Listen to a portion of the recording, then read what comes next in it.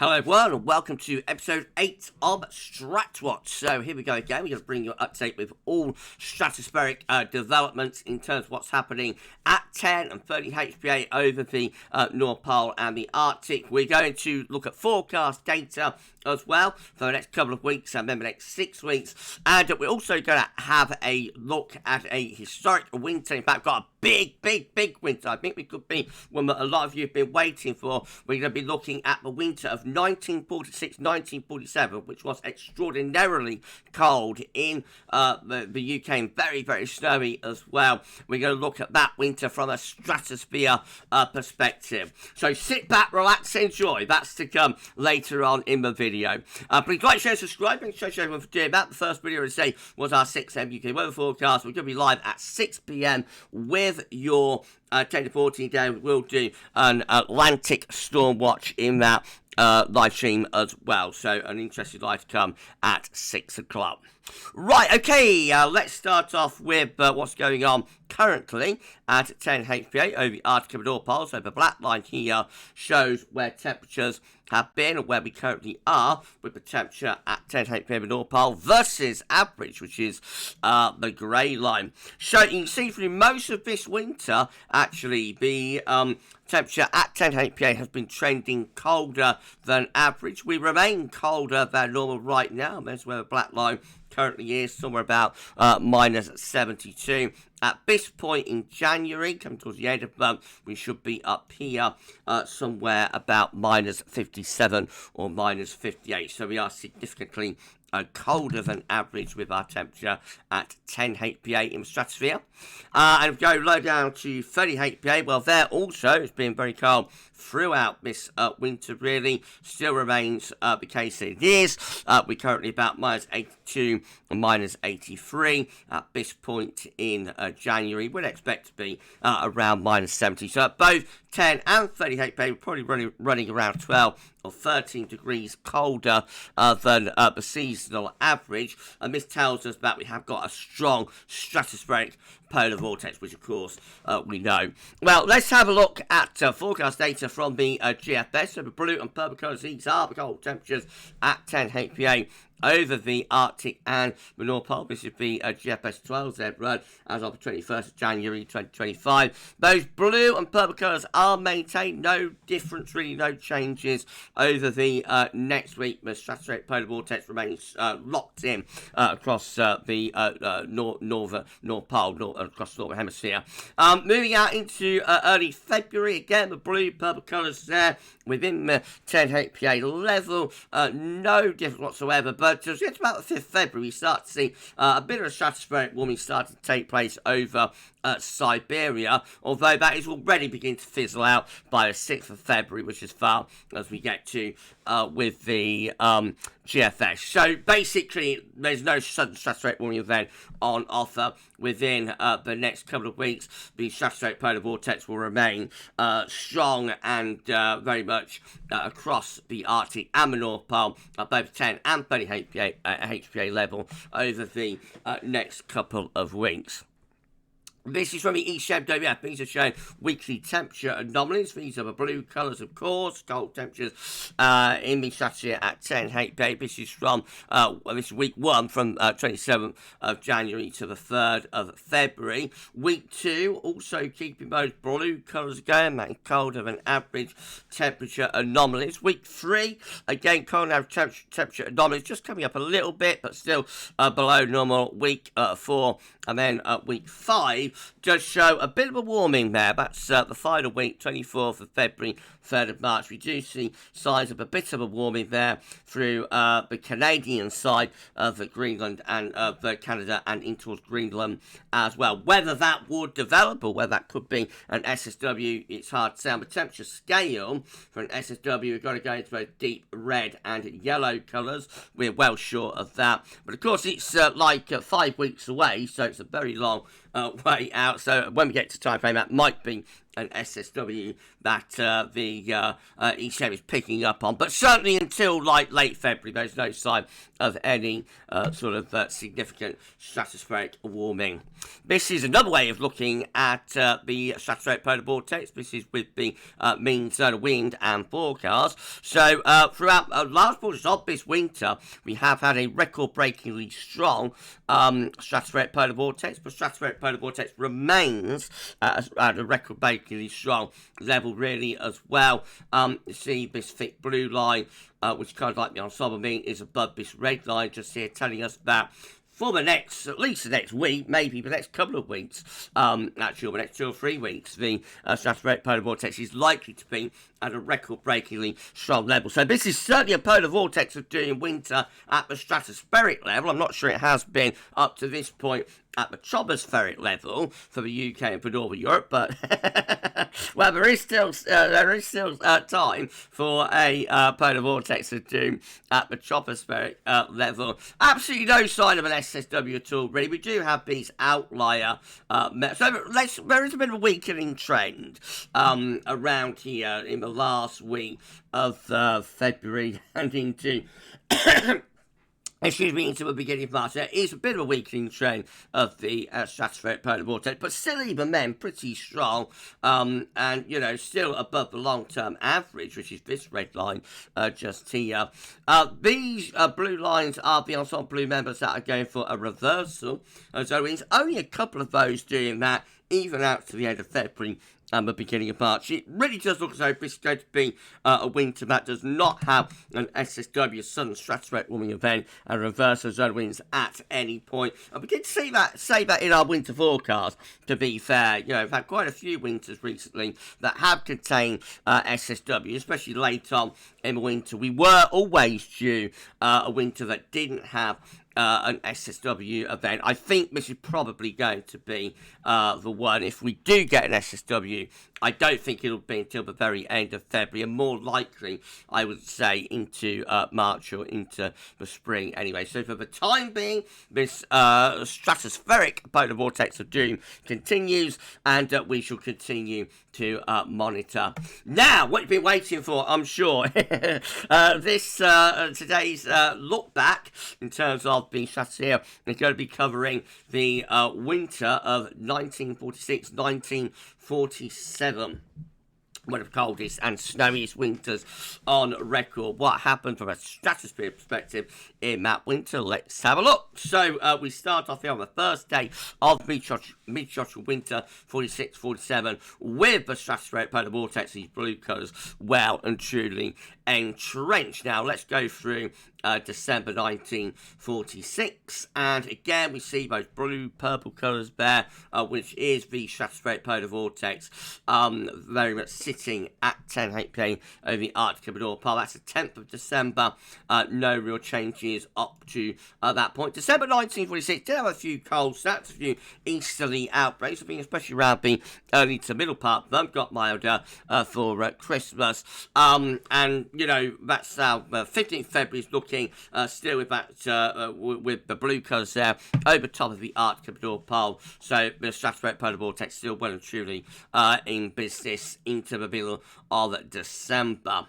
Right, we go on to the 20th of December. Then we start to see signs of a warming taking place over Siberia there, and that bringing a bit of a displacement event of the stratospheric polar vortex out towards Canada, Northern Europe, and into the North Atlantic as well. What becomes of that warming? Does it generate an SSW?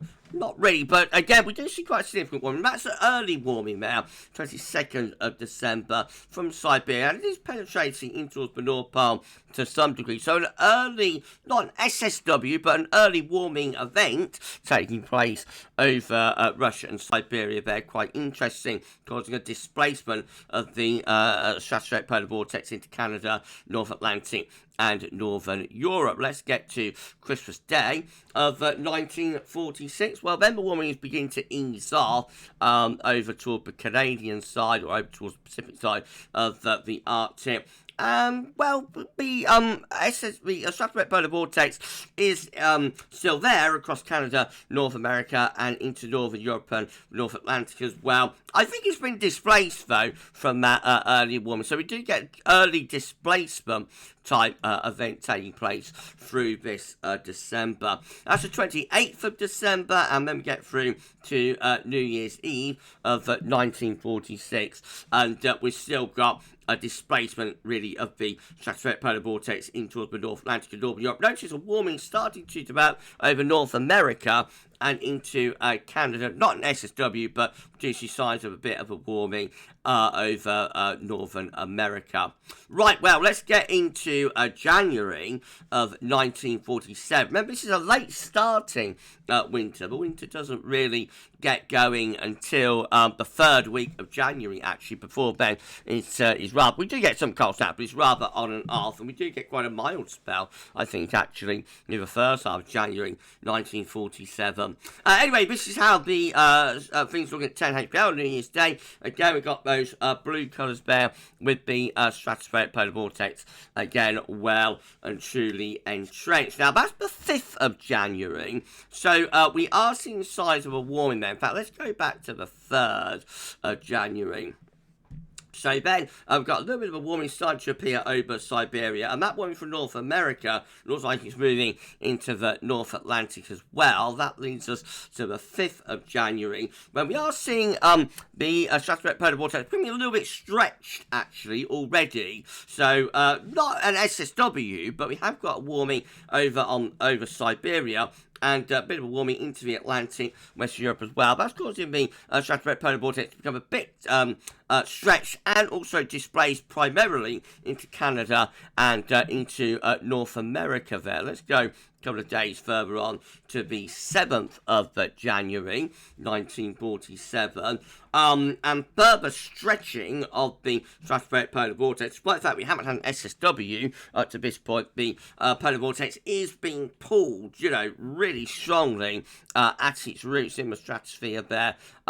We've got warming over Siberia. I've got another warming in towards the Atlantic and into West Europe, so warming on either side of the polar vortex we see there. This is the 8th of January, and again we see a further stretching of the polar vortex. In fact, it's looking more or less split at this point, but look at the warming now starting to appear in the Atlantic just to the south of Greenland. So we've still got that first warming towards the Pacific side of Siberia, but this warming in the Atlantic is starting to look quite significant. And then we go on to the 9th of January 1947. The Stratospheric Polar Vortex is being split at this point because of the warming on either side of it, stretching it to its roots. The core of the warming is in the North Atlantic, again, just to the south of Greenland. Looks like we've got an SSW on our hands here. There we go. I think at this point we're probably reversing the zone of winds. It's 10th of January 1947. I think we've got a reverse of zone of winds, and we've definitely split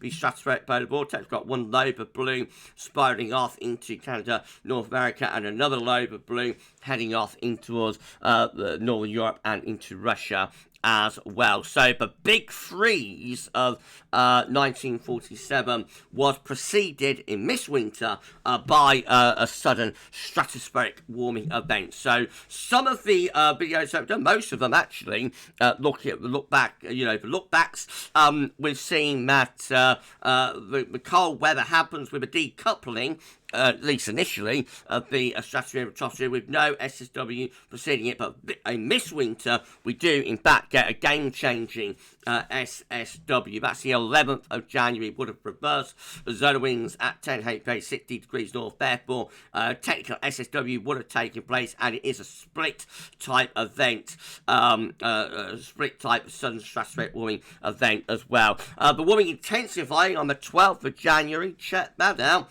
Major warming now right over top of the pole and going down into Greenland as well. 13th of January 1947. 1947, further intensification of that sudden stratospheric warming event. Absolutely incredible SSW, this one. That's the 14th of January. We're now, I don't know, probably about 6-7 days away from the start of the big freeze and what will be one of our snowiest winters on record, and that is how the temperatures looking at 10 HPA. Again, major warming around Greenland and over the Arctic, over towards Siberia as well. How does the weather pattern itself look on the 14th of January? So at that point, we're just looking wet and windy with low pressure coming in from off the Atlantic. As I said, but some very mild weather during early January of 1947. So it takes a while for the SSW, you know, to affect the tropospheric level once you've got it going on in the stratosphere. It is a little bit of a time delay, but this one responds quite quickly. Actually, it's not many days beyond this that we get the tropospheric response. 15th of January, again, SSW is continuing with reversal of zone winds. 16th of January goes on as well. 17th of January looks like that. So once again, the warming at 10 HPA is maintained, and this is how things look in terms of the tropospheric level. Again, we see wet and windy weather into the North Atlantic. Is still a strong tropospheric polar vortex, even if it is being has been destroyed at the stratospheric level. Notice heights rising across southern Europe. And it's quite interesting how the freeze actually starts, because what we see is this area of high pressure, which is basically the Azores high, down across Spain, pushing northwards. Quite unusual the way this begins. So that's the 19th of January. See that high pressure is moving northwards. It's the Azores high, essentially, moving northwards from Spain up the western side of Europe. So that's turning things cooler at this point, not probably especially cold, but probably cooler with frost and fog. But we are now not that far away from the big freeze beginning. So that's the 20th of January. The high pressure is going further northwards, and in a moment you're going to see where that high pressure ends up. So we get through to the 21st of January, and now the high pressure is moving up towards Scandinavia. Cold air is dropping into northern and eastern parts of Europe with that trough of low pressure. Absolutely classic scenario this for setting up a cold spell.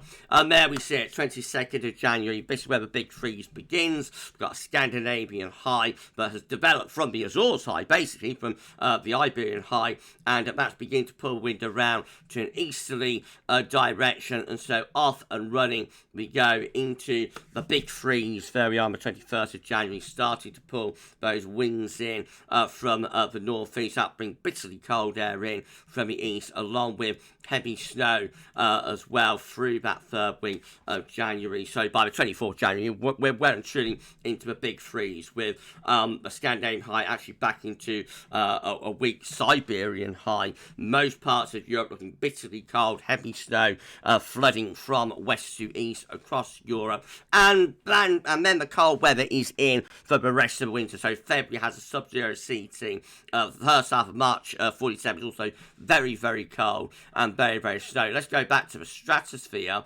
and see what's going on at this point then in terms of stratospheric temperature. So temperatures have come down with eased out of the technical SSW. The polar vortex, stratospheric polar vortex, is trying to reform a regroup, as it always will, of course. But of course now the damage has been done. So now, despite the fact that the stratospheric polar vortex is trying to get itself back together at the tropospheric level, that's where we're getting the response. So we carry on to the end of January with these temperatures at 10 HPA. Let's go to the 31st of the month.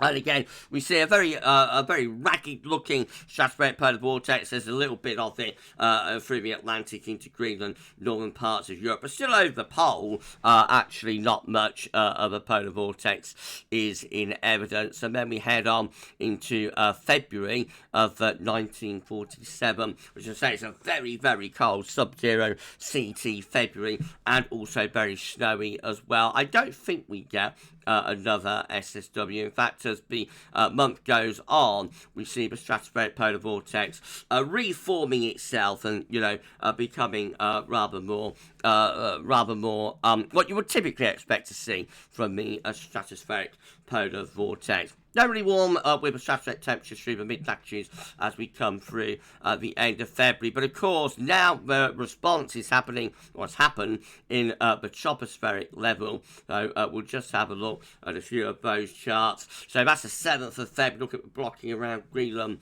back into the North Pole as well. What's very unusual about this particular winter and this particular month is that we do see a very active Atlantic as well, with lots of low pressure, but we're always, or nearly always, on the cold side of those areas of low pressure because of the blocking. So not only is it a very cold winter, it's also a very snowy winter as well. And like their reports, I remember my grandparents telling me about like snow being piled up to the top of the power lines and whatnot, you know, huge snow drifts from the massive amounts of snow that fall during this winter, 1946, 1947. Really extensive blocking there around Greenland. It's only 18th of February. Low pressure pushed down to Spain. Winds coming in from the east. If you follow the isobars there, so we've got an easterly